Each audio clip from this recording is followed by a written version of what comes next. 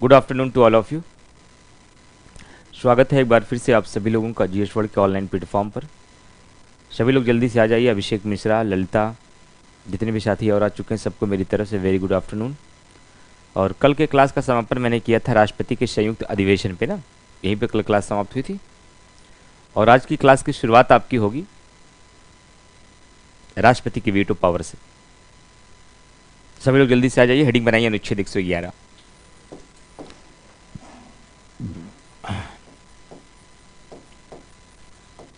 अनुच्छेद 111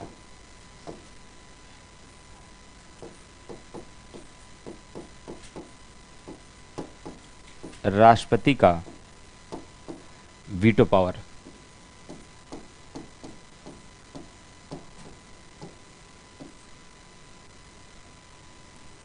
राष्ट्रपति का वीटो पावर। राष्ट्रपति की वीटो पावर की बात करें फ्रेंड्स, अनुच्छेद 111 में इसका उल्लेख किया गया है। लेकिन यहां सबसे पहली बात आपको यह जानना है कि वीटो शब्द का प्रयोग हमारे संविधान में नहीं है। हमारे संविधान में नहीं है। अनुच्छेद 111 के अंतर्गत अनुच्छेद 111 में निषेधाधिकार शक्ति का प्रयोग किया गया है। शक्ति का प्रयोग किया गया है। प्रयोग किया गया है। और वीटो का शाब्दिक अर्थ होता है रोकना। रोकना। इसका मतलब जैसा कि आपको पता है कि कानून कैसे बनता है। कानून बनाने के लिए पहले सदन में प्रस्ताव लाया जाता है जिसे विधेयक कहा जाता है। और इस विधेयक को दोनों सदनों के द्वारा पारित किया जाता है। और पारित करने के बाद इसे राष्ट्रपति के पास भेजा जाता है। और राष्ट्रपति जब इस पर हस्ताक्षर कर देता है तब यह अधिनियम बन जाता है। लेकिन जब भी संसद के द्वारा पारित कोई विधेयक भारत के राष्ट्रपति के पास जाता है तो भारत के राष्ट्रपति के पास कई शक्तियां हैं। तो अनुच्छेद 111 संसद द्वारा पारित विधेयक पर राष्ट्रपति को निम्नलिखित 4 शक्तियां देता है। पहला, यदि वह चाहे तो अपनी स्वीकृति दे दे। यदि वह चाहे तो अपनी स्वीकृति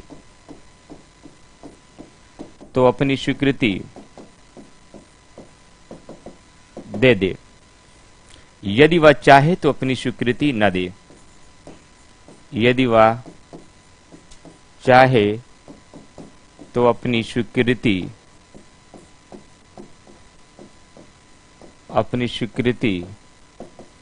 न दे। यदि वह चाहे अगर विधेयक धन या संविधान संशोधन विधेयक नहीं है। यदि विधेयक धन या संविधान संशोधन विधेयक नहीं है। संविधान संशोधन विधेयक नहीं है तो वह पुनर्विचार के लिए सदन को वापस लौटा सकता है। तो वह पुनर्विचार के लिए सदन को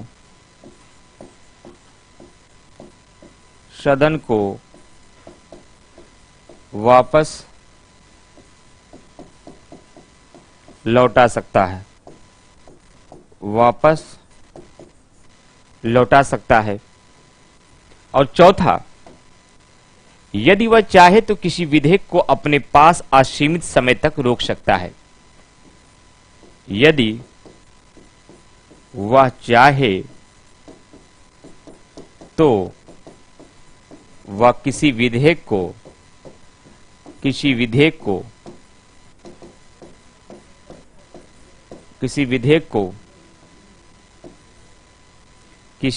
को अपने पास असीमित समय तक रोक सकता है। अपने पास असीमित समय तक के लिए रोक सकता है।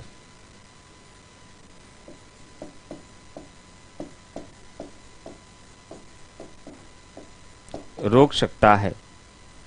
ये 4 शक्तियां अनुच्छेद 111 के तहत भारत के राष्ट्रपति के पास होती हैं। ये तो मैंने अनुच्छेद 111 के तहत राष्ट्रपति के पास जो पावर है वीटो पावर के अंतर्गत वो बता दिया। लेकिन कई बार एग्जामिनेशन में आपसे वीटो के प्रकार पूछ लिए जाते हैं कि वीटो कितने प्रकार का होता है और भारतीय राष्ट्रपति को कौन कौन सी वीटो की शक्ति प्राप्त है और उस वीटो की शक्ति का प्रयोग कब कब किया गया, इस लेवल पे आपके सवाल एग्जाम में पूछे जाते हैं।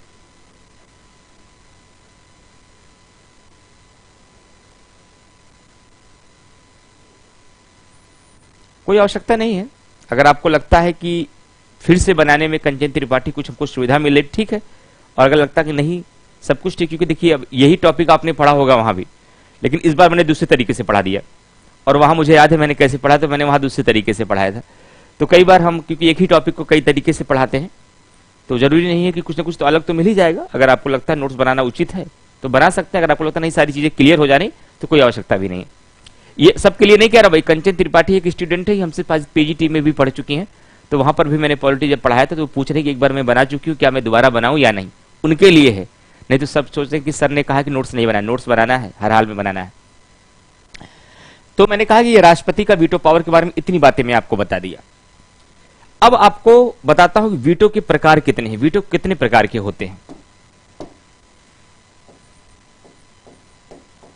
वीटो के प्रकार,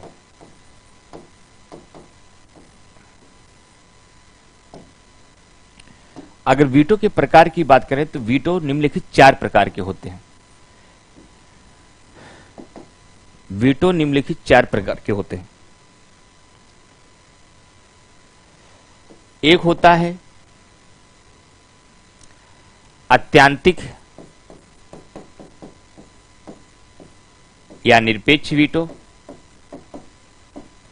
निरपेक्ष वीटो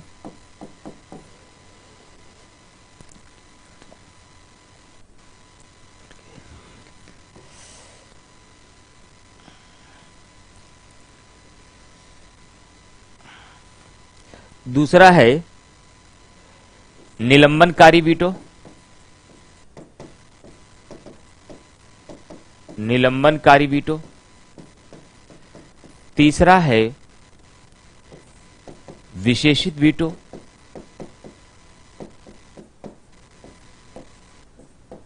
चौथा है जेबी वीटो।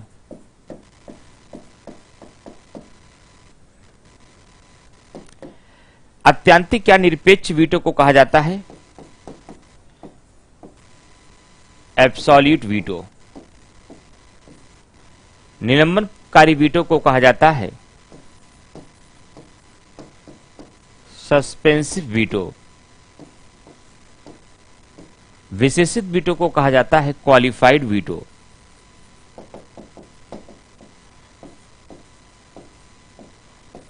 जेबी वीटो को कहा जाता है पॉकेट वीटो।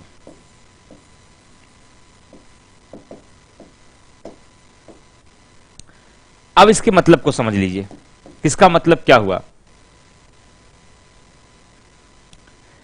अगर अत्यांतिक या निरपेक्ष वीटो कहा जा रहा है, इसका मतलब है कि ऐसा वीटो जिसके माध्यम से राष्ट्रपति किसी विधेयक को अस्वीकार कर दे। जब संसद द्वारा पारित कोई विधेयक राष्ट्रपति के पास जाए और राष्ट्रपति उसे अस्वीकार कर दे, इसका मतलब कौन सा वीटो लगाया गया, अत्यांतिक या निरपेक्ष वीटो, या फिर आप कह सकते हैं एब्सोल्यूट वीटो लगाया गया।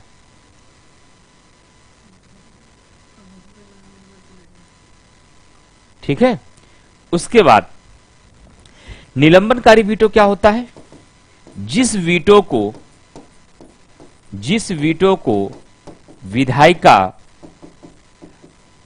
साधारण बहुमत से, अभी समझाता हूं, विधायिका साधारण बहुमत से खारिज कर दे, इस प्रकार के वीटो को कहा जाता है निलंबनकारी वीटो। मतलब दोनों सदनों के द्वारा पारित कोई विधेयक भारत के राष्ट्रपति या किसी भी राष्ट्रपति के पास जाए, राष्ट्रपति उसे पुनर्विचार के लिए सदन को वापस भेजे और सदन साधारण बहुमत से उसे फिर से पारित कर दे और दोबारा राष्ट्रपति अपनी स्वीकृति देने के लिए बाध्य हो जाए, तो इस प्रकार के वीटो को क्या कहा जाता है? सस्पेंसिव या निलंबनकारी वीटो। इसका मतलब है जब कभी भी किसी विधेयक को राष्ट्रपति पुनर्विचार के लिए सदन को वापस करता है तो इसे कौन सा वीटो कहा जाता है? इसे कहा जाता है निलंबनकारी या सस्पेंसिव वीटो। पूरी बात सुनिए आरती भैया, थोड़ा ध्यान रखिए, पूरी बात सुनिए, आराम से आगे बता रहे हैं इसके। लेकिन अब आपको यहां पर ध्यान रखना है कि जब कभी भी राष्ट्रपति किसी विधेयक को सदन को वापस करता है, अगर सदन ने उसमें संशोधन, देखिए किसी भी टॉपिक को जब पढ़ाए टीचर पहले उसको समझ लीजिए, वो टॉपिक खत्म हो जाने दीजिए। टीचर जब कह दे ये खत्म हो गया है, कोई डाउट हो तो पूछ लो, तब पूछ लिया करिए। उसके पहले तो अभी तो हम बात पूरी नहीं की है ना, अभी तो बात हम शुरू कर रहे हैं, अभी तो इसमें बहुत सारी बातें आपको बतानी है। उससे पहले अगर आप सवाल पूछेंगे तो वो अनावश्यक सवाल हो जाएगा ना, इससे बचिए थोड़ा। आरती जी, आपने पूछा कि सर प्रेसिडेंट एक से ज्यादा बार पारित विधेयक को वापस कर सकता है या नहीं, तो ये बात अभी आगे आएगी, इसी बात को यहां पर बताएंगे हम, तो थोड़ा सा धैर्य रखिए, ये भी जानेंगे आप। लेकिन आप टॉपिक कंप्लीट करने से पहले ही आप लोग थोड़ा सा परेशान हो जाते हैं। तो निलंबनकारी वीटो में मैंने कहा कि जब कभी भी राष्ट्रपति के द्वारा सदन के द्वारा पारित किसी विधेयक को, लेकिन ध्यान रखना है वह धन विधेयक नहीं होना चाहिए, वह संविधान संशोधन विधेयक नहीं होना चाहिए, क्योंकि भारत का राष्ट्रपति धन विधेयक और संविधान संशोधन विधेयक को पुनर्विचार के लिए वापस नहीं भेज सकता। भारत का राष्ट्रपति धन विधेयक और संविधान संशोधन विधेयक को पुनर्विचार के लिए वापस नहीं भेज सकता। अब आप कहेंगे सर हम लोग किताब में पढ़ते हैं वहां तो केवल धन विधेयक लिखा रहता है, आप तो धन विधेयक और संविधान संशोधन दोनों बोल रहे हैं। हाँ, किताबों में ये गलती है, जाके इसको संशोधन कर दीजिए उसे किताबों में। क्यों गलती है उसका कारण सुनिए।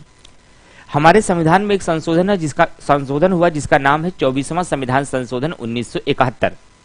और 24वां संविधान संशोधन 1971 क्या कहता है जानते हैं?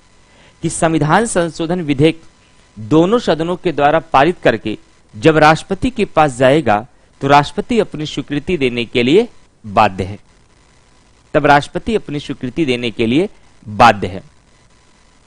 इसलिए भारत का राष्ट्रपति न तो धन विधेयक को वापस कर सकता है पुनर्विचार के लिए, न ही संविधान संशोधन विधेयक को वापस कर सकता है। धन विधेयक को क्यों वापस नहीं कर सकता है? धन विधेयक को वापस इसलिए नहीं कर सकता है कि धन विधेयक को सदन में लाने से पहले राष्ट्रपति से पहले ही स्वीकृति ले ली जाती है, और जब आपने स्वीकृति दे ही दिया तो आज मना क्यों कर रहे हैं?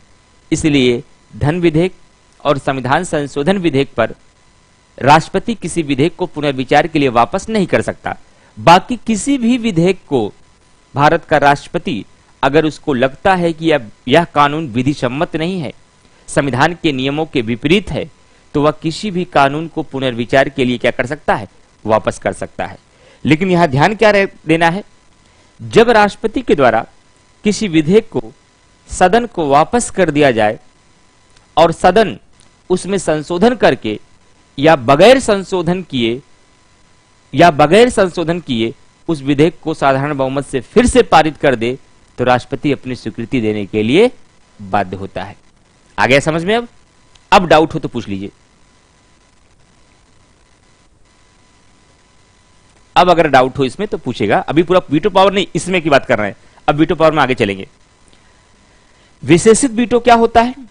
जब दोनों सदनों के द्वारा पारित किसी विधेयक को राष्ट्रपति वीटो लगाए, यानी पुनर्विचार के लिए वापस भेजे, और जिस वीटो को, या आप यूं कह सकते हैं, जिस वीटो को विधायिका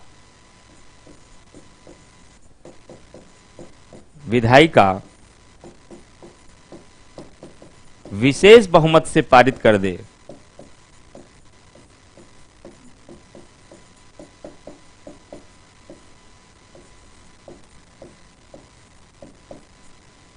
जिस वीटो को विधायिका विशेष बहुमत से पारित कर दे, यानी कि विशेष बहुमत से पारित करने का मतलब है खारिज कर दे। अब इसका मतलब क्या वो समझा देता हूं मैं आपको। मतलब सदन के द्वारा पारित कोई विधेयक राष्ट्रपति के पास जाए, ठीक है, राष्ट्रपति पुनर्विचार के लिए सदन को वापस भेज दे और सदन उसे विशेष बहुमत से, साधारण बहुमत से नहीं, विशेष बहुमत से फिर से खारिज कर दे, मतलब फिर से पारित कर दे और उनके वीटो को समाप्त कर दे राष्ट्रपति को। तो राष्ट्रपति के द्वारा लगाया गया यह वीटो कौन सा वीटो कहलाएगा?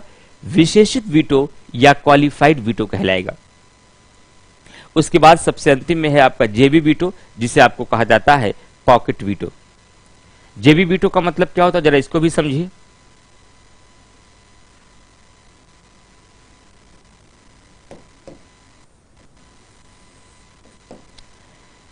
जब सदन के द्वारा पारित किसी विधेयक पर राष्ट्रपति कोई प्रतिक्रिया न दे, कोई प्रतिक्रिया न दे, बल्कि उसे असीमित समय तक अपने पास रोक ले, बल्कि उसे असीमित समय तक, बल्कि उसे असीमित समय तक अपने पास रोक ले, तो राष्ट्रपति के द्वारा लगाया गया यह वीटो क्या कहलाता है? पॉकेट वीटो या जेबी वीटो कहा जाता है। ये दुनिया भर के राष्ट्राध्यक्षों को यही वीटो की शक्ति प्राप्त है। यह भी मैंने आपको यह नहीं बताया कि भारतीय राष्ट्रपति को कौन कौन सा वीटो प्राप्त है, मैंने आपको यह बताया कि पूरे दुनिया भर में कितने प्रकार के वीटो हैं। तो अत्यंतिक वीटो, निलंबनकारी वीटो, विशेषित वीटो और जेबी वीटो, ये 4 प्रकार के वीटो हैं। इस वीटो का मतलब क्या होता है वो मैंने एक एक शब्द को समझा दिया, किताब में नहीं लिखा है। ये इतने कायदे से चारों प्रकार के वीटो किसी एम लक्ष्मीकांत में भी नहीं समझाया गया आपके, लेकिन मैंने चारों प्रकार के पहले आपके वीटो को समझा दिया। अब मैं आपको बताऊंगा कि भारतीय राष्ट्रपति को कौन कौन से वीटो प्राप्त हैं। ध्यान से देखिएगा, भारतीय राष्ट्रपति को प्राप्त वीटो, भारतीय राष्ट्रपति को प्राप्त वीटो, ये एग्जाम में सवाल पूछा जाएगा।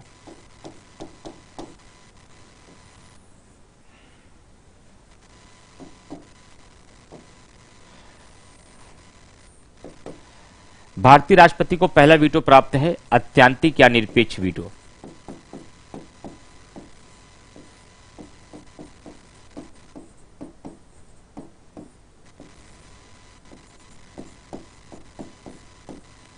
उसके बाद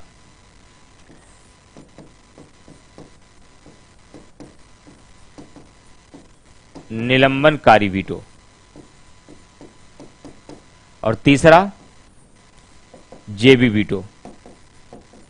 जेबी वीटो इसका मतलब है कि अगर प्री में सवाल पूछ लिया जाए हमसे भारतीय राष्ट्रपति को कितने प्रकार के वीटो प्राप्त हैं, तो आंसर क्या देंगे? 3 प्रकार के वीटो प्राप्त हैं। कौन कौन से? अत्यंतिक वीटो, निलंबनकारी वीटो और जेबी वीटो। तो कौन सा वीटो नहीं प्राप्त है जो मैंने 4 प्रकार का पढ़ाया था? तो ध्यान रखिएगा, भारतीय राष्ट्रपति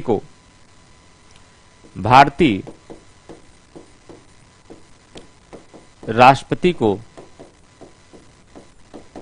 क्वालिफाइड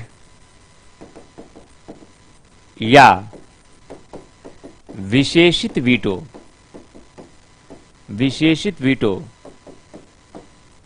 नहीं प्राप्त है। विशेषित वीटो नहीं प्राप्त है।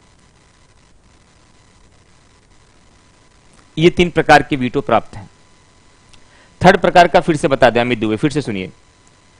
जब कभी भी राष्ट्रपति के द्वारा कोई वीटो लगाया जाए, यानी कि उसे पुनर्विचार के लिए वापस भेज दिया जाए, लेकिन सदन उसे विशेष बहुमत से फिर से पारित कर दे और राष्ट्रपति का वीटो समाप्त हो जाए, ऐसे वीटो को विशेषित या क्वालिफाइड वीटो कहा जाता है।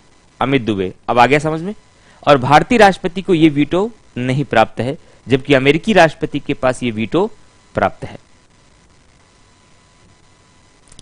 अब मैंने आपको बताया कि भारतीय राष्ट्रपति को कितने वीटो प्राप्त हैं? 3, अत्यंतिक वीटो, निलंबनकारी वीटो और जेबी वीटो। तो आपको सवाल पूछना चाहिए कि क्या सर किसी भारतीय राष्ट्रपति ने आज तक अत्यंतिक या निरपेक्ष वीटो का प्रयोग किया? आंसर है यस। 1954 में डॉक्टर राजेंद्र प्रसाद ने पेप्सू विधेयक पर अत्यंतिक या निरपेक्ष वीटो का प्रयोग किया गया था। 1991 में डॉक्टर वेंकट रमन ने वेतन भत्ता विधेयक पर इस वीटो का प्रयोग किया था। तो अत्यंतिक या निरपेक्ष वीटो का प्रयोग दो बार हुआ।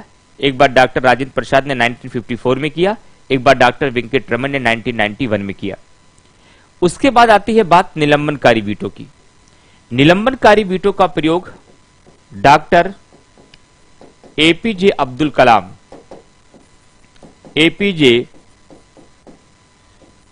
अब्दुल कलाम जी ने सन 2002 में सांसद के वेतन से संबंधित विधेयक पर ही इस निलंबनकारी वीटो का प्रयोग किया था। और सबसे महत्वपूर्ण यही है, एग्जामिनेशन में यही पूछा जाता है। 5% या 10% संभावना इसकी है, इसकी संभावना ना के बराबर है।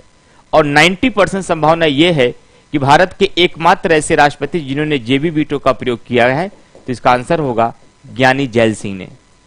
ज्ञानी जैल सिंह ने इस वीटो का प्रयोग किया है। कब किया था? 1986 में किया था। किस विधेयक पर किया था? डाक संशोधन विधेयक पर किया था। किस पर किया था? डाक संशोधन विधेयक पर इस वीटो का प्रयोग किया था। तो अनुच्छेद 111 के तहत राष्ट्रपति के वीटो पावर की शक्ति प्राप्त है। अनुच्छेद 111 के तहत राष्ट्रपति वीटो पावर की शक्ति के तहत क्या क्या कर सकता है मैंने बता दिया। वीटो का शाब्दिक अर्थ क्या होता है बता दिया। वीटो का प्रयोग हमारे संविधान में हुआ है या नहीं ये भी बता दिया। वीटो का के स्थान पे किसका प्रयोग किया गया था ये भी बता दिया। भारत का राष्ट्रपति अनुच्छेद 111 के तहत क्या क्या कर सकता है ये भी बता दिया। पूरी दुनिया भर में कितने प्रकार के वीटो हैं उसको भी समझा दिया। भारतीय राष्ट्रपति के द्वारा कौन कौन से वीटो की शक्ति का प्रयोग किया जाता है और किसका नहीं किया जाता ये भी बता दिया। और उसके पश्चात जो 3 वीटो की शक्ति भारतीय राष्ट्रपति को प्राप्त है, किस राष्ट्रपति के द्वारा कब इस वीटो का प्रयोग किया गया है ये भी स्पष्ट कर दिया। अब कमेंट करके बताइए यहां तक की कहानी समझ में आ गई। फिर मैं आपको बताऊंगा भारत के राष्ट्रपति की राज्य विधानमंडल के विधेयकों पर शक्ति। आप नोट करके ओके बताइए और बताइए समझ में आया या नहीं। कोई डाउट हो तो पूछ लीजिए। मैं किनारे हट गया हूं, सारे पॉइंट्स अच्छे से नोट कर लीजिए। जिसको भी कहीं कोई डाउट हो पूछ लीजिए।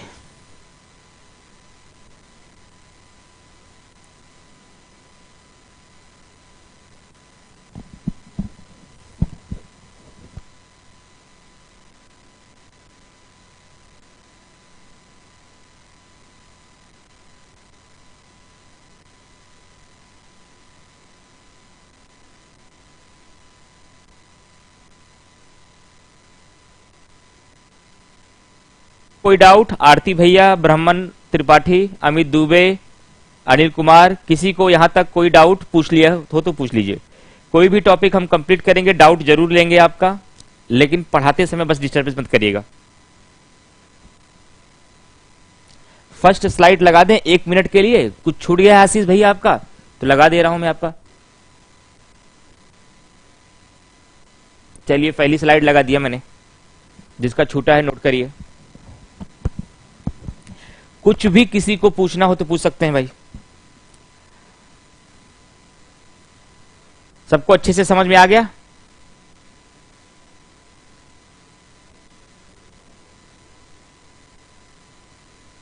अब इसके बाद हेडिंग बनाइए, राज्य विधानमंडल द्वारा पारित विधेयक पर राष्ट्रपति की वीटो की शक्ति।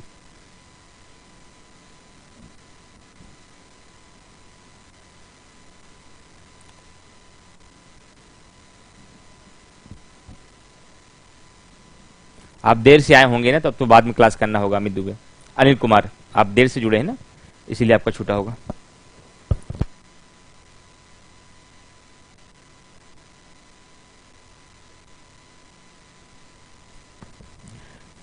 नोट्स दोबारा बनाना ही ज्यादा बेस्ट होगा आपके लिए। चीजें अच्छे से नोट भी कर लेंगे और समझ भी लेंगे, नहीं तो सीधा लिखने में सारा ध्यान चला जाएगा। अब हेडिंग बनाइए, राज्य विधानमंडल द्वारा पारित विधेयकों पर राष्ट्रपति का वीटो।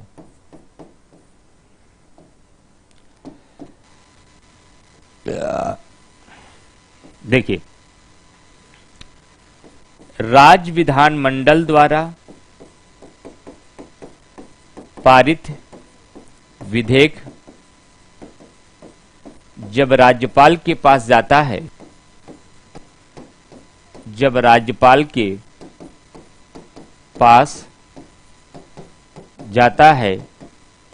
तो राज्यपाल की शक्तियां निम्नलिखित हैं।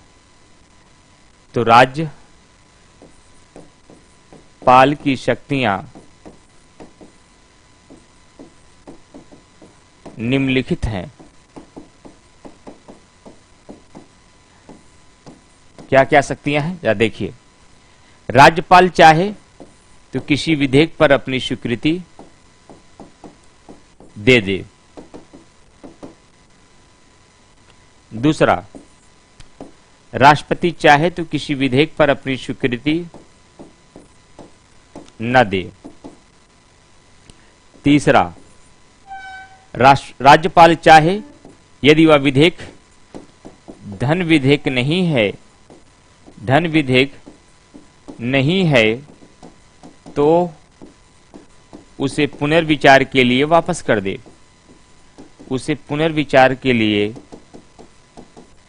राज्य विधानमंडल को वापस कर दे। और चौथा, यदि राज्यपाल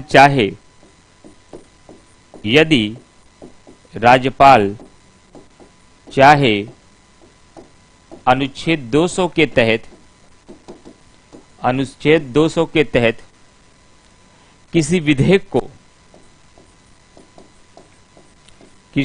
को राष्ट्रपति के लिए आरक्षित कर दे। राष्ट्रपति के लिए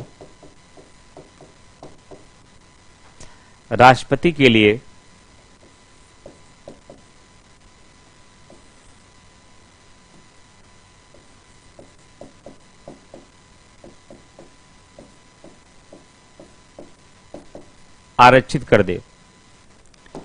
और जैसे ही कोई विधेयक राज्य विधानमंडल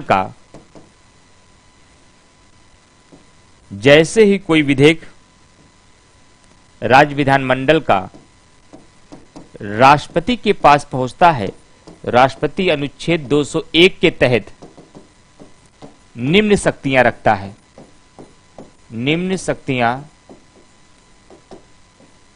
है। क्या क्या रखता है जरा ध्यान से देखिएगा।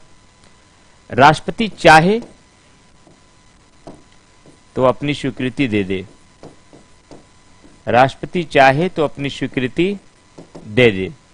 यदि राष्ट्रपति चाहे तो अपनी स्वीकृति न दे। और यदि राष्ट्रपति चाहे तो पुनर्विचार के लिए वापस कर दे। कैसे वापस करेगा? डायरेक्ट राज्य विधानमंडल को भेज देगा? नहीं, राज्यपाल से कहकर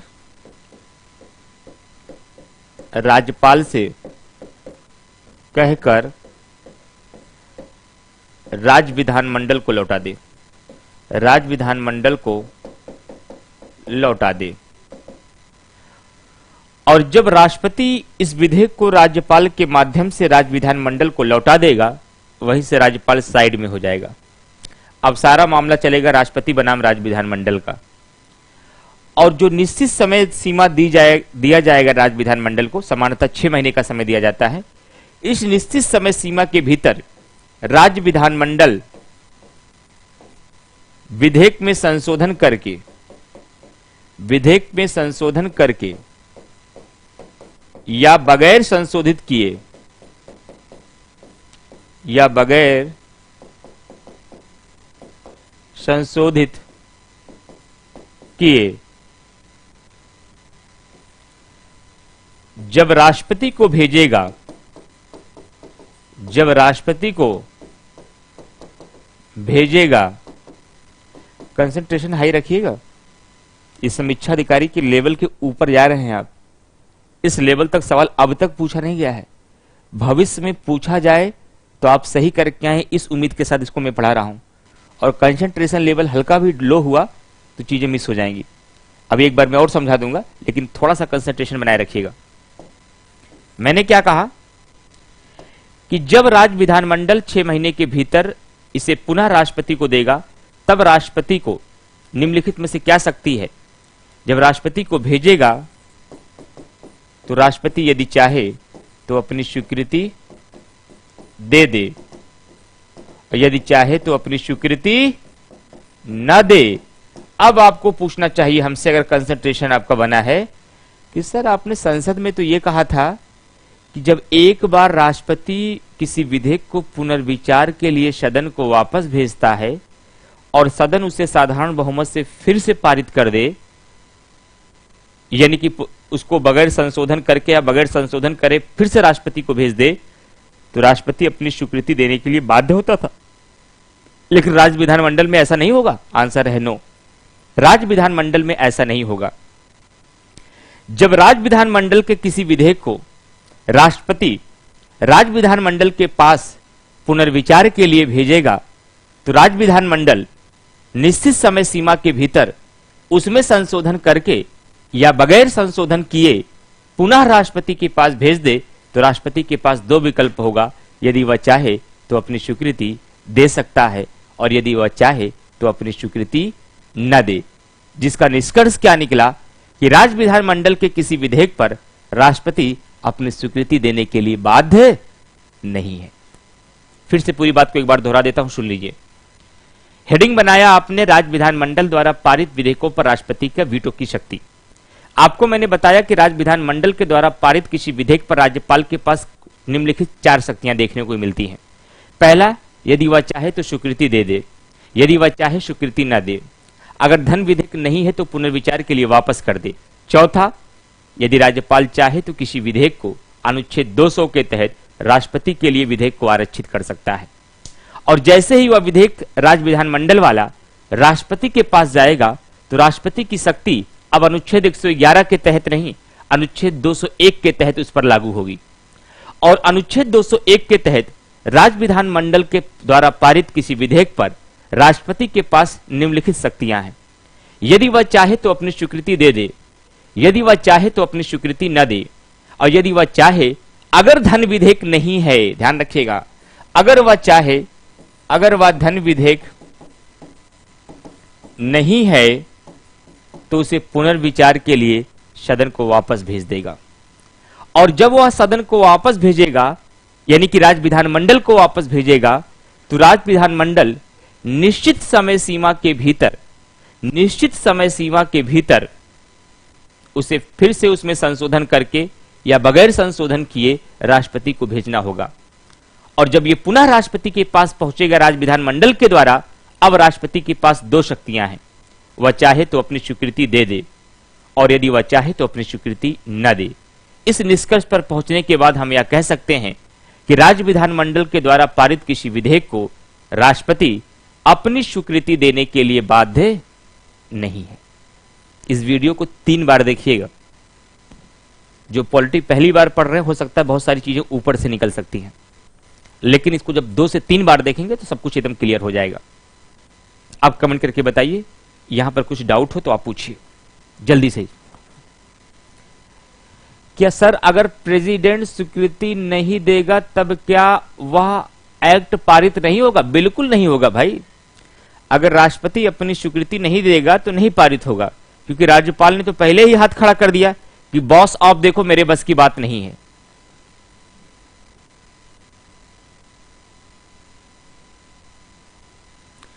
अमित दुबे जी ने सवाल किया है कि सर पर धन विधेयक राष्ट्रपति तक पहुंचता कैसे होगा? राज्यपाल मना नहीं कर सकता, वो तो विधायिका में पारित हो जाएगा। नहीं, आपको पता होना चाहिए क्योंकि आपने राज्यपाल को भी नहीं पढ़ा है। जब कभी भी राज्य विधानमंडल में कोई विधेयक, धन विधेयक राष्ट्रपति के पास जाता है, तो ध्यान से सुनिएगा अमित दुबे जी, आपको बता रहा हूं मैं, जब कभी भी राज्य विधानमंडल का कोई धन विधेयक, जब कभी भी राज्य विधानमंडल का कोई धन विधेयक राज्यपाल के पास जाएगा तो राज्यपाल उसे पुनर्विचार के लिए वापस नहीं भेज सकता, लेकिन राज्यपाल के पास यह शक्ति है कि उसे राष्ट्रपति के लिए आरक्षित कर सकता है। और जब वह धन विधेयक राष्ट्रपति के पास आरक्षित होकर जाएगा तो राष्ट्रपति भी उसे पुनर्विचार के लिए वापस नहीं भेजेगा, लेकिन अपना वीटो उस पर लगा सकता है। समझ में आ गया? ललिता जी, आपका क्या सवाल है? सर, क्या संविधान संशोधन विधेयक भी प्रेसिडेंट के पूर्व अनुमति से लाया जा सकता है क्या? नहीं, संविधान संशोधन विधेयक पर को राष्ट्रपति की पूर्व अनुमति के बाद नहीं लाया जाता। और ये पॉइंट मैं आपको कहां डिटेल में पढ़ाऊंगा? जब विधायिका पढ़ाऊंगा, शायद मैंने कल भी बताया था आपको, लेकिन आपका सवाल है इसलिए मैंने आंसर बता दिया आपको कि संविधान संशोधन विधेयक, ललिता जी आप भी सुनिए अपना डाउट, कि संविधान संशोधन विधेयक को सदन में लाने से पहले राष्ट्रपति की पूर्व अनुमति की आवश्यकता नहीं होती। यह टॉपिक पढ़ाया जाता है आपको संसद विधायिका में, जब हम विभिन्न प्रकार के विधेयक पढ़ाते हैं। अगर ये धन विधेयक है तो पास हो जाएगा? हाँ, हो जाएगा, बिल्कुल, राष्ट्रपति स्वीकृति देगा, पास हो जाएगा, नहीं देगा तो समाप्त हो जाएगा। जल्दी से कमेंट करके बताइए, पूरा अनुच्छेद 111 समझ में आ गया? फिर मैं आपको पढ़ाऊंगा राष्ट्रपति का अध्यादेश। जल्दी से बताइए और सारे पॉइंट नोट कर लीजिए। आते हैं जो बाद में नोट्स बना रहे हो बाद में करिएगा।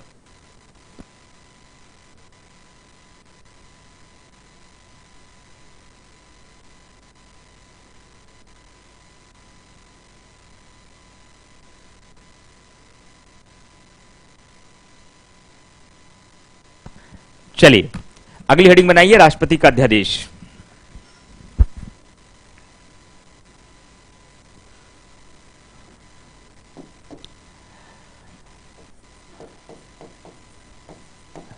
राष्ट्रपति का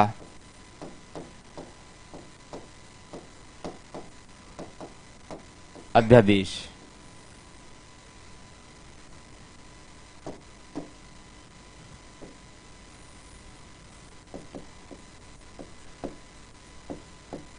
अनुच्छेद, स्रोत,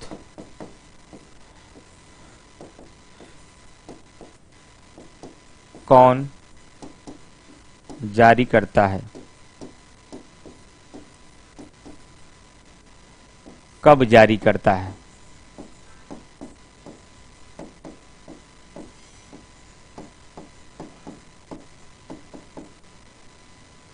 किस विषय पर जारी होता है,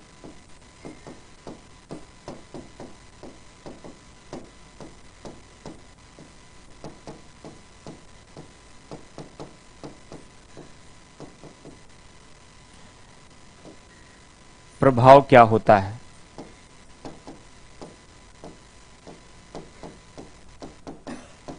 प्रभाव क्या होता है,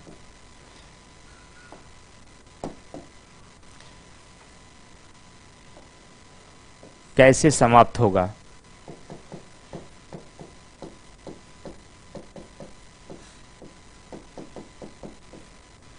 होगा, अधिकतम आयु क्या होती है,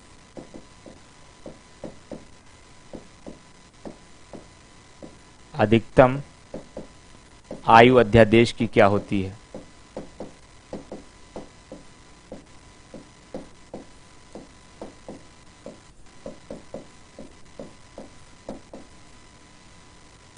अध्यादेश क्या है, व्हाट इज ऑर्डिनेंस,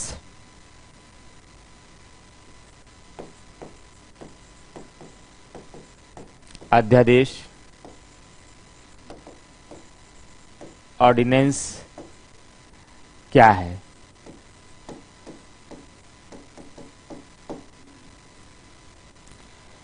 अध्यादेश के बारे में इतनी जानकारी आपको होनी चाहिए। राष्ट्रपति की कौन सी शक्ति है, राष्ट्रपति की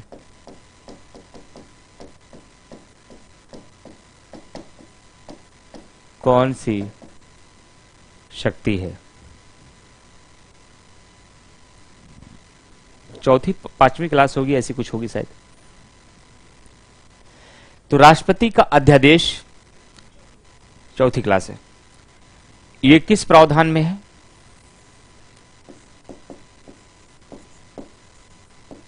ये अनुच्छेद 123 में है। आपका बैच राष्ट्रपति से ही शुरू हुआ है।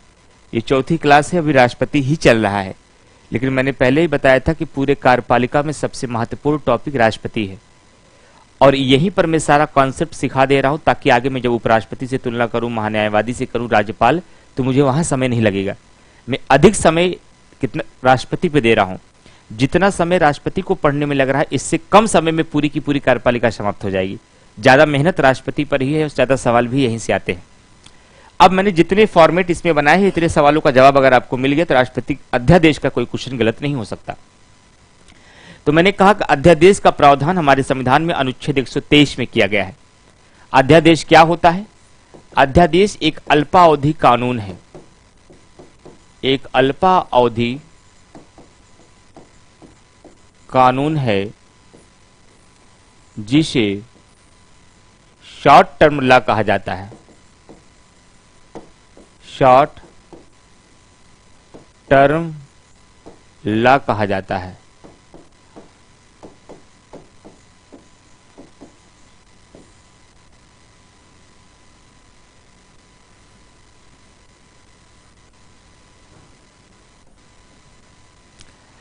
और ये राष्ट्रपति की कौन सी शक्ति है? ये राष्ट्रपति की विधायी शक्ति है। सर, ये विधायी शक्ति क्या होती है? राष्ट्रपति को प्राप्त ऐसी कोई भी शक्ति, राष्ट्रपति को प्राप्त ऐसी कोई भी शक्ति जिसका संबंध संसद से होगा, उसे राष्ट्रपति की विधायी शक्ति कहा जाता है। तो ये संसद से संबंधित शक्ति है, इसलिए राष्ट्रपति की अध्यादेश जारी करने की शक्ति कौन सी शक्ति कहलाती है? विधायी शक्ति कहलाती है। अध्यादेश का उल्लेख कहां पर किया गया है? अनुच्छेद 123 में। स्रोत इस प्रावधान को कहां से लिया गया है? भारत शासन अधिनियम 1935 से लिया गया है। भारत शासन अधिनियम 1935 से लिया गया है। यह अध्यादेश कौन जारी करता है? राष्ट्रपति जारी करता है। क्या राष्ट्रपति यह अध्यादेश अपने विवेक से जारी करता है? आंसर है नो। राष्ट्रपति यह अध्यादेश मंत्रिपरिषद की सलाह के बाद जारी करता है। कि सलाह के बाद जारी करता है। यह अध्यादेश कब जारी किया जाता है? जब संसद के दोनों सदनों में से कोई एक सदन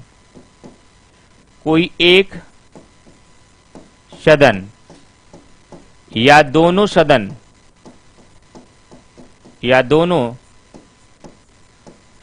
का सत्र न चल रहा हो और देश के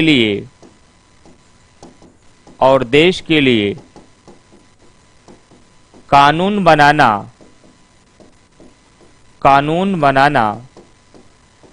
आवश्यक हो गया हो, तब जारी किया जाता है। तब जारी किया जाता है। अब एक बार मैं फिर से रिपीट करूंगा। उसके बाद ये किस विषय पर जारी किया जाता है? सामान्यतः अध्यादेश संघ सूची एवं समवर्ती सूची के विषयों पर जारी किया जाता है। के विषयों पर जारी किया जाता है, लेकिन आपातकाल या राष्ट्रपति शासन के समय राष्ट्रपति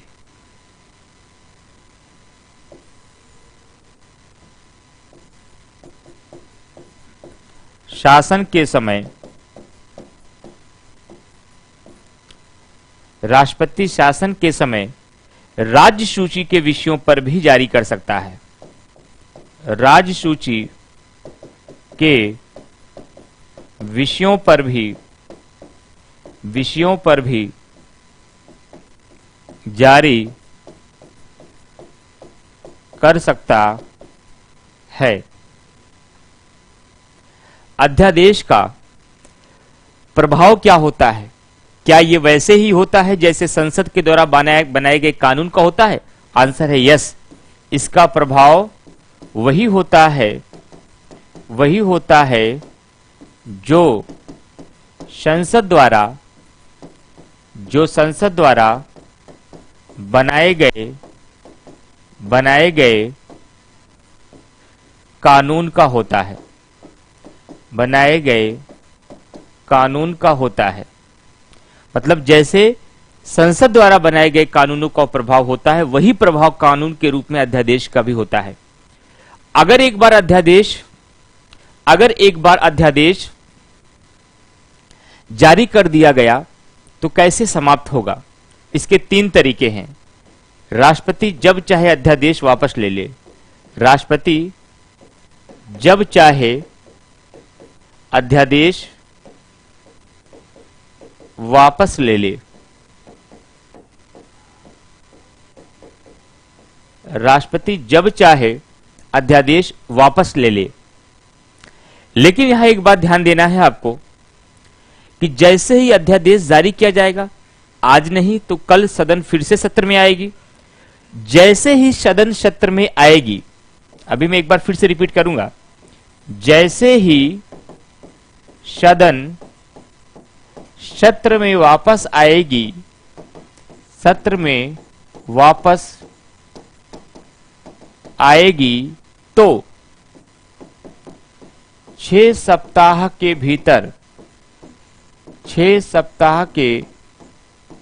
भीतर जैसे ही सदन सत्र में वापस आएगी, 6 सप्ताह के भीतर अध्यादेश को सदन में लाना होगा। अध्यादेश को सदन में लाना होगा। अगर 6 सप्ताह के भीतर अध्यादेश को सदन में नहीं लाया गया तो अध्यादेश समाप्त हो जाएगा। इसलिए यह पॉइंट यहां आ जाएगा। यदि 6 सप्ताह के भीतर इसे सदन में नहीं लाया गया, यदि 6 सप्ताह के भीतर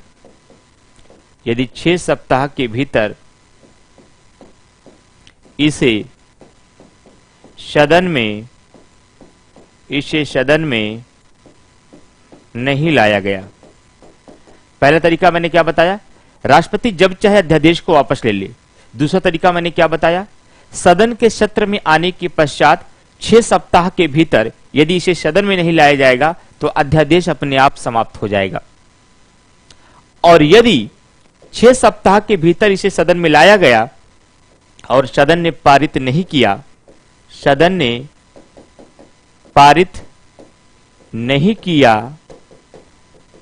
तब भी अध्यादेश समाप्त हो जाएगा।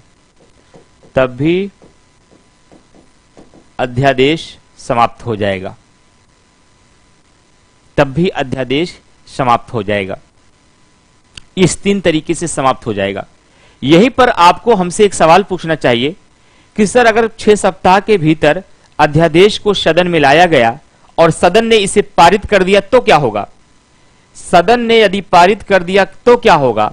यदि सदन ने पारित कर दिया तो यह हमेशा हमेशा के लिए कानून बन जाएगा। हमेशा हमेशा के लिए कानून बन जाएगा। और यदि नहीं पारित किया तो समाप्त हो जाएगा। इसी के साथ आपका अध्यादेश समाप्त हुआ। अब इसको एक बार मैं फिर से बता देता हूं। जो किताबों में जो गहराइयां और उलझनें देखने के लिए आपको 5-6 पन्ने पलटने पड़ते हैं, उसको मैंने एक बोर्ड पे पूरा कवर कर दिया और उस लेवल पे कवर किया जिस लेवल पे किसी भी एग्जाम में सवाल अध्यादेश का गलत नहीं हो सकता। एक बार मैं फिर से पूरे पॉइंट को समझा दूंगा, लेकिन वीडियो को दोबारा देखना पड़ेगा। पॉलिटी में जो हिस्से ऐसे होंगे जिसको दोबारा देखने की आवश्यकता पड़ेगी, मैं बताता चलूंगा कि इसको दोबारा देखिएगा, एक बार में आपका दिमाग नहीं कैच कर पाएगा। लेकिन फिर भी अगर आप समझ लेते हैं तो ये आपका बड़प्पन है, मेरा नहीं। जो जटिल मुद्दे हैं और जो एक बार पॉलिटी सेल्फ से पढ़ चुके होंगे, वो जो पढ़ रहे होंगे तो वो एक ही बार में समझ सकते हैं। अब मैं एक बार फिर से पूरी बात समझाता हूं, सवाल के रूप में समझाता हूं, सवाल आपके एग्जाम में कैसे कैसे पूछा जाएगा। पहला सवाल पूछा जाएगा कि अध्यादेश का प्रावधान किस आर्टिकल में। सवाल तो यहीं से छिमिट जाता है, लेकिन मैंने हर लेवल तक सवाल कवर कर लिया यहां पर। पहला सवाल पूछा जाएगा अध्यादेश का प्रावधान किस अनुच्छेद में किया गया है। 123 कहां से लिया गया है? भारत शासन अधिनियम 1935 से। अध्यादेश कौन जारी करता है? राष्ट्रपति। अध्यादेश जारी करने की शक्ति राष्ट्रपति की कौन सी शक्ति है? विधायी शक्ति। अध्यादेश को कब जारी किया जाता है? जब संसद के दोनों सदनों में से कोई एक सदन या दोनों सदनों का सत्र न चल रहा हो। तो जाहिर सी बात है, जब तक दोनों सदन चलेगा नहीं, कानून बनेगा नहीं। और ऐसी दशाओं पर अगर देश के लिए कानून बनाना जरूरी हो गया है तो भारत का राष्ट्रपति मंत्रिपरिषद की सलाह पर अध्यादेश जारी करेगा। दूसरा एग्जाम में सवाल पूछा जाएगा कि भारत का राष्ट्रपति किन विषयों पर अध्यादेश जारी कर सकता है। तो आपको आंसर देना होगा सामान्यतः अध्यादेश संघ सूची और समवर्ती सूची के विषयों पर जारी किया जाता है। ऐसा क्यों सर? ऐसा इसलिए कि भारत का राष्ट्रपति उन्हीं विषयों पर अध्यादेश जारी कर सकता है जिन विषयों पर संसद कानून बनाने के लिए अधिकृत हो। लेकिन अगर देश में इमरजेंसी लग गई हो, किसी राज्य में राष्ट्रपति शासन लग गया हो, तो भारत का राष्ट्रपति राज्य सूची के विषयों पर भी अध्यादेश जारी कर सकता है। ऐसा क्यों सर? क्योंकि जब देश में इमरजेंसी लगती है तो हमारे देश का संघात्मक ढांचा एकात्मक ढांचे में बदल जाता है। राज्य की सारी शक्तियां केंद्र में आ जाती हैं और राज्य सूची के विषयों पर कानून बनाने के लिए संसद अधिकृत हो जाता है। इसलिए आपातकाल के समय या फिर किसी राज्य में राष्ट्रपति शासन के समय भारत का राष्ट्रपति राज्य सूची के विषयों पर भी अध्यादेश जारी कर सकता है। अच्छा ये बताइए सर, एक बार अध्यादेश जारी हो गया तो संसद का सत्र कभी ना कभी तो वापस आएगा। वापस आने के बाद क्या होगा? वापस आने के बाद यही होगा कि 6 सप्ताह के भीतर उसी अध्यादेश को सदन में लाया जाएगा। अगर नहीं लाया गया तो अध्यादेश समाप्त हो जाएगा। अच्छा, अगर लाया गया, पारित कर दिया गया तो वह हमेशा हमेशा के लिए कानून बन जाएगा। अगर नहीं पारित किया गया तो तब भी वह समाप्त हो जाएगा। इसका मतलब आपने ऊपर एक परिभाषा हमें बताई है कि अध्यादेश को एक अल्पावधि कानून कहा जाता है। अल्पावधि कानून क्यों कहा जाता है? क्योंकि जो अध्यादेश का जीवन काल होता है, इसका जीवन काल अधिकतम 6 माह प्लस 6 सप्ताह होता है। 6 माह प्लस 6 सप्ताह, 6 माह प्लस 6 सप्ताह इनका जीवन काल होता है। ऐसा क्यों? क्योंकि हमारा संविधान कहता है संसद के 2 सत्रों के मध्य 6 माह से अधिक का अंतर नहीं होगा। मान लीजिए आज सत्र समाप्त हुआ, कल ही अध्यादेश जारी हो गया, तो 6 महीने के अंदर तो आना है आपको। और एक बार जब संसद का सत्र आ गया तो 6 सप्ताह के भीतर तो अध्यादेश को सदन में लाना ही होगा, और नहीं लाए तो वैसे समाप्त हो जाएगा। इसलिए जब परीक्षा में सवाल पूछा जाए कि अध्यादेश की अधिकतम अवधि क्या है, तो आप आंसर बताइएगा 6 माह प्लस 6 सप्ताह। घर जाकर आईएएस तक के क्वेश्चन को सॉल्व कर लीजिएगा। सर प्लीज संघ सूची और समवर्ती सूची बता दीजिए, इनमें नहीं समझ में आया ये वर्ड, क्योंकि आपने अभी अनुसूचियां नहीं पढ़ा है ब्राह्मण जी, इसलिए आपको नहीं समझ में आया है। लेकिन फिर भी मैं बता दे रहा हूं आपको। एक्चुअली जो संसद है और जो राज्य विधान मंडल है, इनको जो कानून बनाने की शक्ति दी गई है, तो सबको अलग अलग विषयों पर शक्ति दी गई है। तो हमारे संविधान में जितने भी मुद्दे हैं उनको 3 विषयों में बांटा गया है। जब मैं अनुसूची 60 पढ़ाऊंगा तो वहां बताऊंगा आपको इस बात को। तो जो संघ सूची और समवर्ती सूची में जो विषय रखे गए हैं उस पर कानून बनाती है संसद, और राज्य सूची और समवर्ती सूची के विषयों पर भी कानून बनाती है राज्य सरकार। इसलिए भारत का राष्ट्रपति उन्हीं विषयों पर अध्यादेश जारी कर सकता है जिन विषयों पर कानून बनाने की शक्ति संसद के पास है। अभी आपने सूची पढ़ा नहीं है ना, इसलिए उसको आप नहीं समझ पाए। अब जरा कमेंट करके बताइए, अमित दुबे, ललिता, रमेश बिंद, सलमान खुर्शीद, क्या अध्यादेश अब समझ में आया आपको अच्छे से? यहां पर जो और भी डाउट हो आप पूछ सकते हैं। किसी को अध्यादेश में और भी जो डाउट लग रहा हो वो पूछ सकते हैं। वीडियो को दोबारा देखना पड़ेगा, ध्यान रखिएगा। सारे पॉइंट्स नोट करिए फटाफट।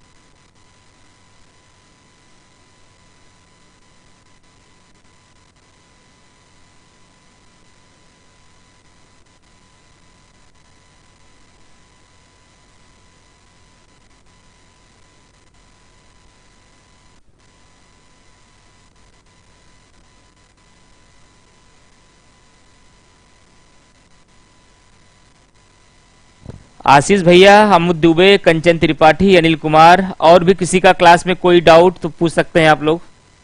कोई भी डाउट हो कहीं से क्लियर करिए, मैं आगे बढ़ूंगा इसके बाद अनुच्छेद 143 की तरफ।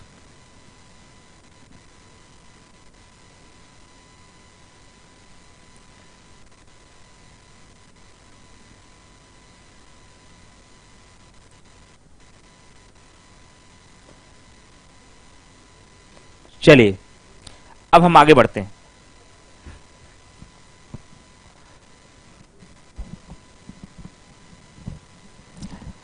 हेडिंग बनाइए अनुच्छेद 143।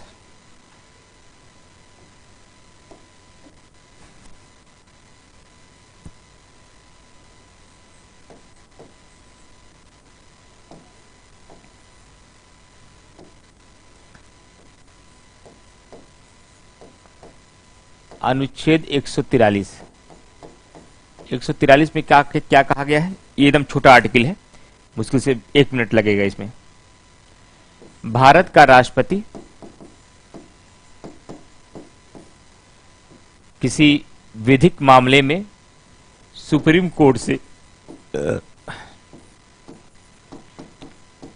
कोर्ट से सलाह मांग सकता है। सलाह मांग सकता है। लेकिन आपके एग्जाम में एक सवाल पूछा जाएगा,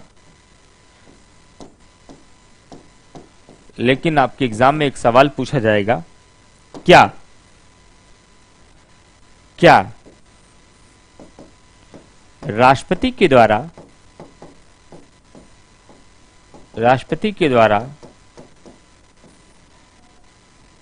या यूं कह सकते हैं सुप्रीम कोर्ट के द्वारा दी गई सलाह को राष्ट्रपति मानने के लिए बाध्य है। राष्ट्रपति मानने के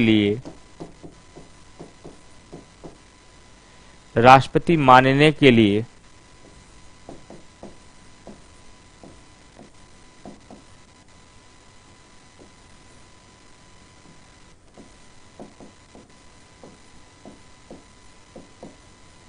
बाध्य है।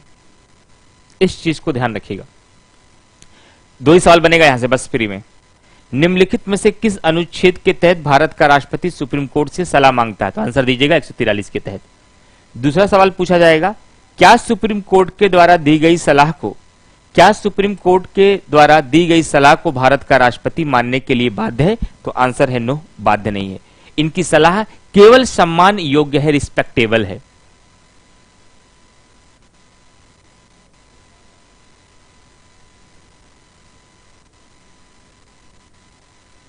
कौन सा वीडियो? आज 3 से रिकॉर्डेड वीडियो नहीं, 3 बजे से आपका नहीं चल रहा, पिछला वीडियो नहीं चल रहा है। अच्छा, मैं बोल देता हूं टीम को।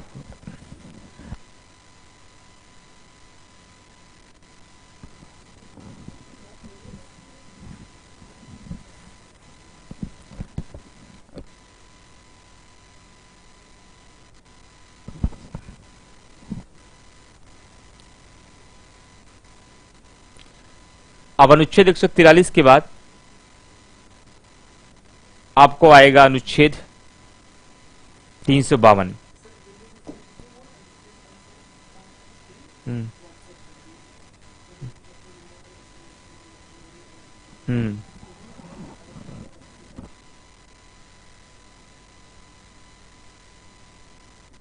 अपने ऐप पर जाकर वीरेंद्र जी जो चीजें आपकी छूटी हुई हैं उसको क्लिक करके, या रोशन जी का नंबर हो या अजय जी को उस पर सेंड करिए, उसको सही करा देंगे। अब हेडिंग बनाइए राष्ट्रपति की आपातकालीन शक्तियां।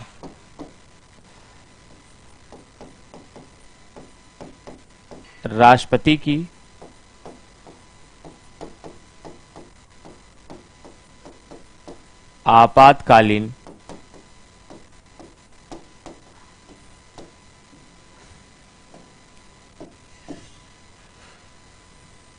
आपातकालीन शक्तियां। देखिए, भारतीय राष्ट्रपति को 3 आपातकालीन शक्तियां प्राप्त हैं। 3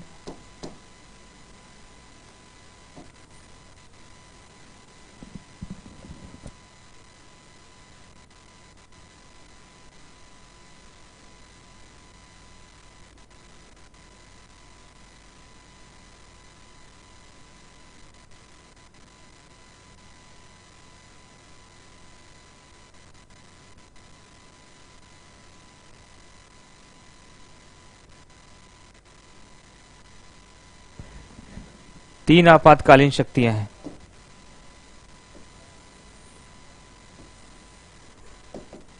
पहला, राष्ट्रीय आपात,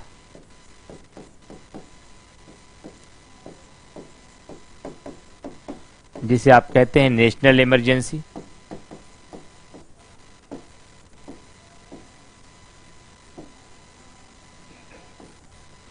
दूसरा है आपका राष्ट्रपति शासन,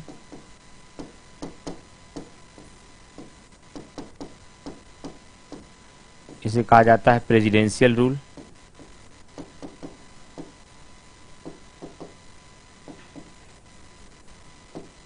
तीसरा है आपका वित्तीय आपात,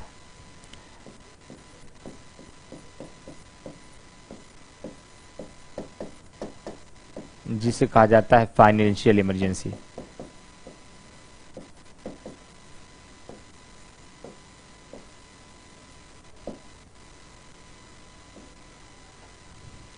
राष्ट्रीय आपात की अगर बात किया जाए, इसका उल्लेख अनुच्छेद 352 में किया गया है और राष्ट्रपति शासन का उल्लेख अनुच्छेद 356 में किया गया है। वित्तीय आपात का उल्लेख अनुच्छेद 360 में किया गया है। आपातकालीन व्यवस्था को, सब प्रीलिम्स के सारे महत्वपूर्ण सवाल हैं ये, आपातकालीन व्यवस्था को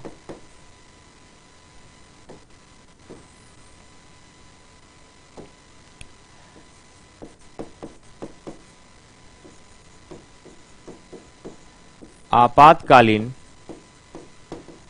व्यवस्था को भाग 18 में रखा गया है। आपातकाल को, आपातकाल के प्रावधान को, आपातकाल के प्रावधान को भारत शासन अधिनियम 1935 से लिया गया है। भारत शासन अधिनियम 1935 से लिया गया है। आपातकाल के समय मूल अधिकारों पर पड़ने वाले प्रभाव को जर्मनी के संविधान से लिया गया है। आपातकाल के समय मूल अधिकारों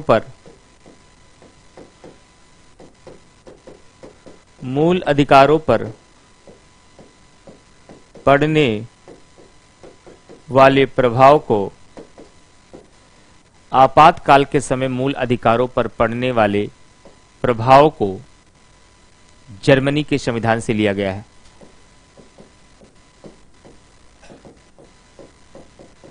जर्मनी के संविधान से लिया गया है। ये 3 शक्तियां हैं।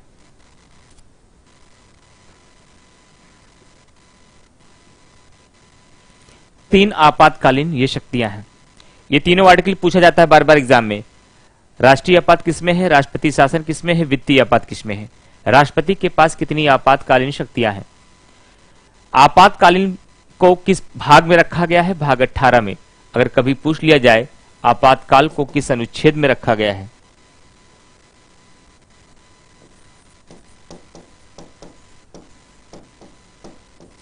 आपातकाल को किस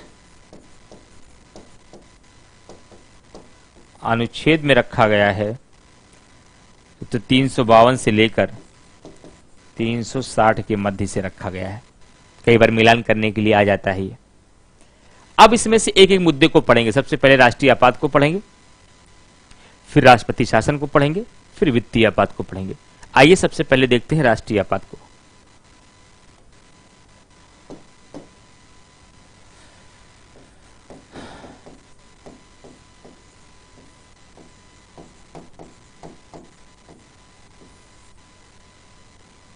राष्ट्रीय आपात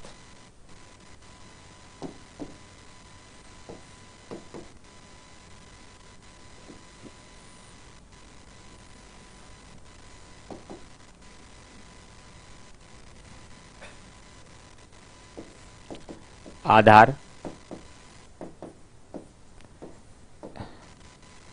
उद्घोषणा, विस्तार, प्रभाव, समापन। अब तक कितनी बार।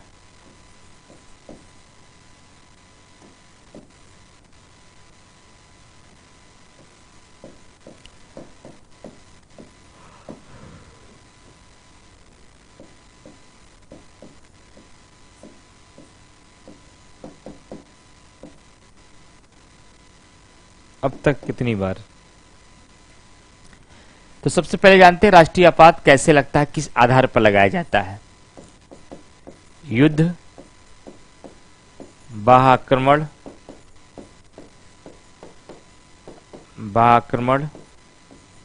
या सशस्त्र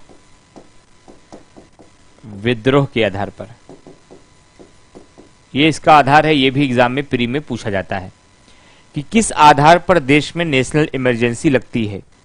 जब कभी भी देश में युद्ध, बाह्याक्रमण या सशस्त्र विद्रोह के कारण कोई भी रिकॉर्डेड वीडियो नहीं चल रहा है। क्या दिक्कत है भाई, देखिए बच्चों की प्रॉब्लम को। जब युद्ध, बाह्याक्रमण या सशस्त्र विद्रोह के कारण देश के किसी भाग या संपूर्ण देश की सुरक्षा खतरे में हो, तो भारत का राष्ट्रपति मंत्रिमंडल की लिखित सिफारिश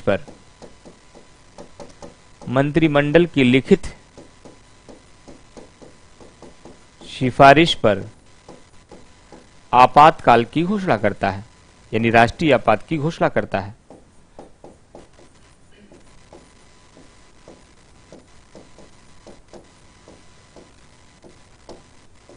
राष्ट्रीय आपात की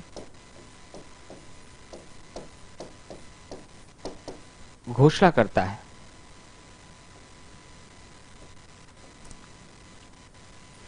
ये तो आपका आधार हो गया, ये उद्घोषणा हो गई। लेकिन यहां एक संशोधन याद रखना होगा। ये सशस्त्र विद्रोह शब्द हमारे मूल संविधान में नहीं था।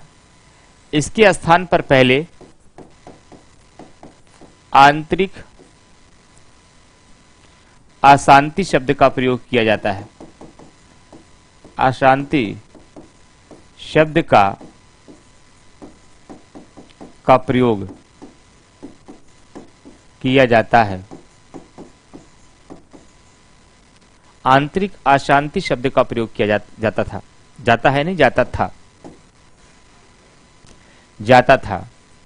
लेकिन 44वां संविधान संशोधन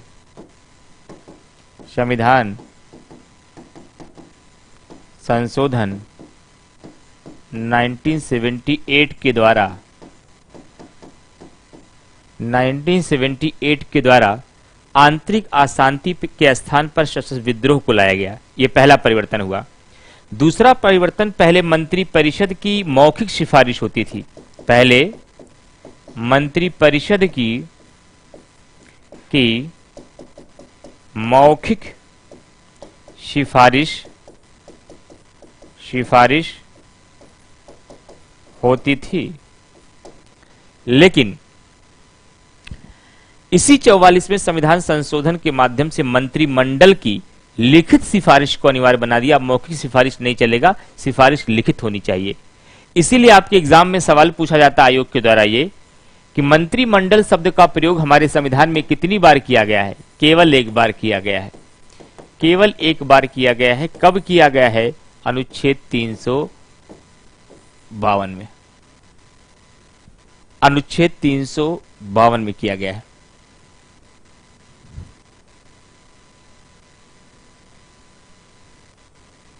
यह हो गया इसका आधार और उद्घोषणा। अब देखते हैं इसका विस्तार कैसे होता है। एक बार अगर राष्ट्रीय आपात लग गया तो इसका विस्तार कैसे किया जाता है? राष्ट्रीय आपात लगने के पश्चात 1 माह के भीतर यदि संसद ने इसे विशेष बहुमत से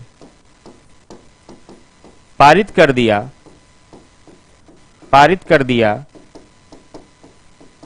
तो यह 6 महीने के लिए विस्तारित कर दिया जाता है। कितने महीने के लिए? 6 महीने के लिए विस्तारित कर दिया जाता है। और अगर नहीं पारित हुआ तो यहीं समाप्त हो जाएगा। अब आपका सवाल हमसे होना चाहिए, ऐसा कितनी बार किया जा सकता है? संसद जितनी बार इसको विशेष बहुमत से पारित करती रहेगी उतनी बार 6-6 महीने के लिए इसे बढ़ाया जा सकता है। इसका मतलब यह हुआ, यदि संसद का अनुमोदन मिलता जाए तो इसे अनंत काल तक बढ़ाया जा सकता है। यदि संसद का अनुमोदन मिलता जाए तो इसे अनंत काल तक बढ़ाया जा सकता है। यह भी ध्यान रखिएगा। अब अगला बिंदु, यह जो राष्ट्रीय आपात है, अगर एक बार देश में लग गया तो इसका प्रभाव क्या पड़ेगा? किस पर? केंद्र राज्य संबंध पर। केंद्र राज्य संबंध पर क्या प्रभाव पड़ेगा? और साथ ही साथ इसका फंडामेंटल राइट्स पर क्या प्रभाव पड़ेगा? तो सबसे पहले आपको बताते हैं कि केंद्र राज्य संबंधों पर इसका प्रभाव क्या पड़ता है। क्या सबसे पहले बताते हैं केंद्र राज्य संबंधों पर इसका प्रभाव क्या पड़ता है। हमारा संघात्मक ढांचा एकात्मक ढांचे में परिवर्तित हो जाएगा। संघात्मक ढांचा एकात्मक ढांचे में परिवर्तित हो जाएगा। संघात्मक ढांचा एकात्मक ढांचे में परिवर्तित हो जाएगा।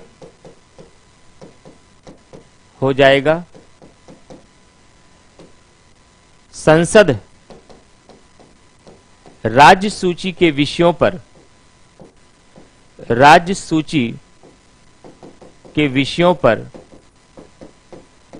कानून बनाने के लिए अधिकृत हो जाएगी। विषयों पर कानून बनाने के लिए अधिकृत हो जाएगी।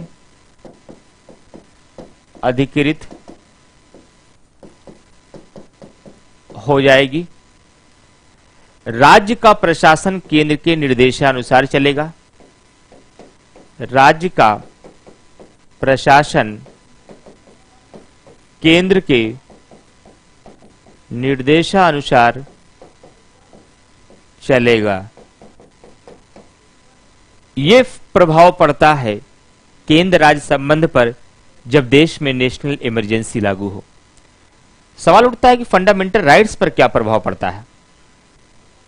सवाल उठता है कि फंडामेंटल राइट्स पर क्या प्रभाव पड़ता है। अगर फंडामेंटल राइट्स की बात की जाए तो फिर ध्यान रखिएगा, फंडामेंटल राइट्स पर पहला प्रभाव क्या पड़ता है। आर्टिकल 19 अपने आप निलंबित हो जाता है, अपने आप निलंबित हो जाता है। और भारत का राष्ट्रपति, जो आपको फंडामेंटल राइट्स में भी बताएंगे, और भारत का राष्ट्रपति अनुच्छेद 20 और 21 को छोड़कर सभी फंडामेंटल राइट्स को निलंबित कर सकता है। सभी फंडामेंटल राइट्स को निलंबित कर सकता है।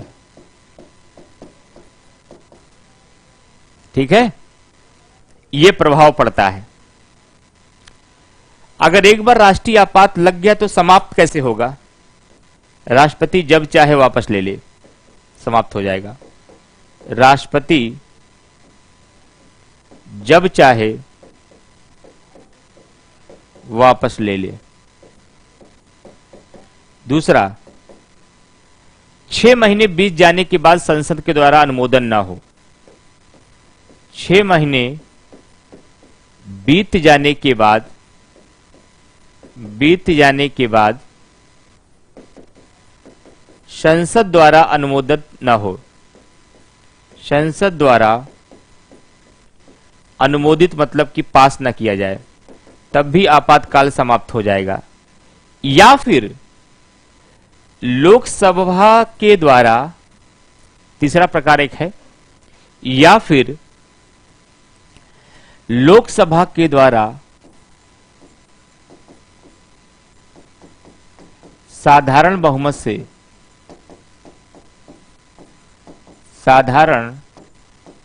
से ऐसा प्रस्ताव पारित कर दिया जाए, मतलब कि समापन का प्रस्ताव पारित कर दिया जाए, तब भी समाप्त हो जाएगा। इन 3 प्रक्रियाओं के माध्यम से नेशनल इमरजेंसी देश में समाप्त हो जाएगी। लेकिन सवाल उठता है कि अब तक भारत में कितनी बार इमरजेंसी लगाया गया, ये सबसे ज्यादा पूछा जाता है। ये तो मैंने कॉन्सेप्ट लेवल पे इतनी गहराई बता दी आपको। अब तक 3 बार नेशनल इमरजेंसी भारत में लगा है। अब तक 3 बार नेशनल इमरजेंसी देश में लगा है। कब कब? एक बार 1962 में, इसे नोट कर लीजिएगा। दूसरी बार 1971 में, और तीसरी बार 1975 में। 3 टाइम्स अब तक इमरजेंसी लगा है। और 1962 में इमरजेंसी इसलिए लगी थी क्योंकि इंडिया चाइना का युद्ध हुआ था, और 1971 में इमरजेंसी इसलिए लगी थी क्योंकि इंडिया पाकिस्तान का युद्ध हुआ था, और 1975 में जो इमरजेंसी लगी थी ये आंतरिक अशांति के आधार पर लगी थी। ये आंतरिक अशांति के आधार पर लगी थी। किसी भी टॉपिक को पढ़ने के बाद, उसका रिवीजन करने के बाद उसका असली आनंद तब प्राप्त होगा जब आप प्रीवियस ईयर के क्वेश्चन उठाएंगे और उससे संबंधित आज तक पूछे गए सभी सवालों को आप सॉल्व करेंगे। तब आपको पता चलेगा कि उस विषय के बारे में आपके पास जानकारी कितनी है, और आज तक आयोग ने सवाल कहां तक पूछा है, और आपकी उस जानकारी में उस सवाल को करने में भी कितने प्रतिशत ज्ञान की उपयोग हुआ और कितना भी बाकी है। तब इसका आनंद प्राप्त होगा जब आप क्वेश्चन सॉल्व करेंगे। अभी तो ये लग रहा होगा कितनी सारी बातें में क्या इंपॉर्टेंट है क्या नहीं है, इंपॉर्टेंस क्या क्या है। जब आप क्वेश्चन सॉल्व करेंगे दिखेगा। अभी 2 दिन और रुकिए, ये परसों समाप्त हो जाएगा आपका राष्ट्रपति, हो सकता है कल ही समाप्त हो जाए, तब मैं आपको परमिशन दे दूंगा कि अब राष्ट्रपति के क्वेश्चन सॉल्व करिए आप लोग घटना चक्र उठा करके। और अब बताइए क्या आनंद आ रहा है पॉलिटी का आपको, तब इसका सही आस्वादन होगा। तो ये आपका पूरा का पूरा नेशनल इमरजेंसी हो गया। अभी राष्ट्रपति शासन बाकी है, वित्तीय आपात बाकी है। एक ही पेज पे बताया है, दूसरा पेज कहां लेने की आवश्यकता है। दूसरा पेज मैंने लिया ही नहीं इसीलिए ताकि किसी का छूटे ना। अब बताइए कि नेशनल इमरजेंसी में किसको क्या पूछना है। जिसको जो भी पूछना हो नेशनल इमरजेंसी में वो पूछ सकता है।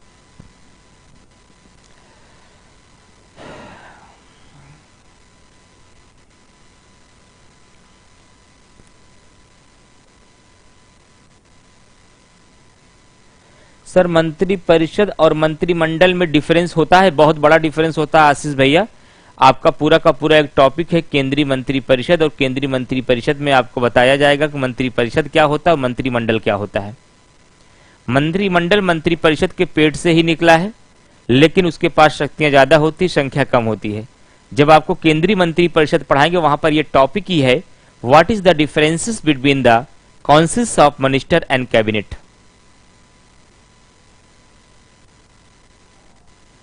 हाँ सब एक ही पेज में है प्रिंसिपल। और किसी को कुछ पूछना हो, आशीष, संगीता, जितने भी लोग हैं, और कहीं कोई डाउट कुछ पूछना हो आप लोग पूछिए फटाफट, जितने भी सवाल हो आपके।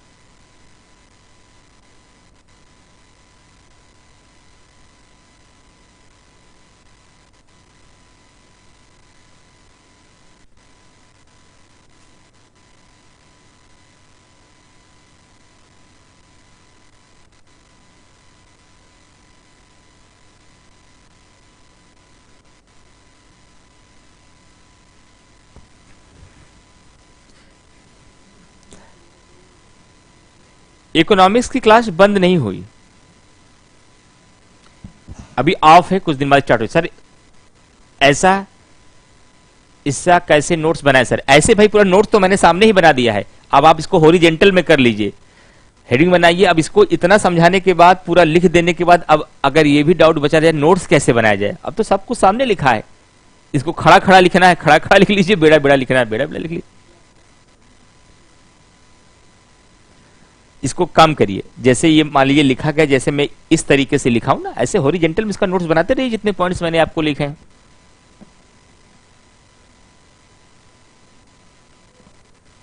केवल लेक्चर में लेता तब तो समझ में आता कि नोट्स कहां बनाए, अब तो मैंने यहां सब लिख के बता ही दिया है भाई, यही लिखना है, वो आप अपने हिसाब से लिख लीजिए। फिलहाल हॉरिजेंटल रूप में लिख लीजिए, फ्लो चार्ट में लिख लीजिए, डायग्राम में लिख लीजिए, पैराग्राफ में लिख लीजिए, जैसा आपको उचित लगे, जो आपको समझने के लिए खुद के लिए बेहतर हो प्रिंसिपल। ठीक, आज के सेशन में इतना ही, कल अब मिलेंगे राष्ट्रपति शासन से।